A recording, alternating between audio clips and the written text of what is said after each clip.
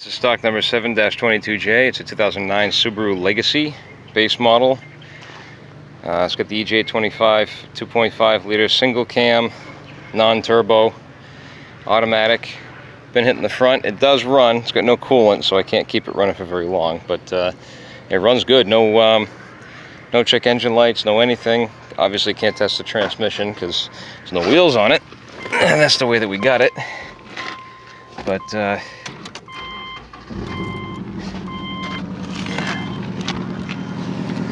just real quick, little exhaust leak, but whatever. Other than that, it runs beautiful.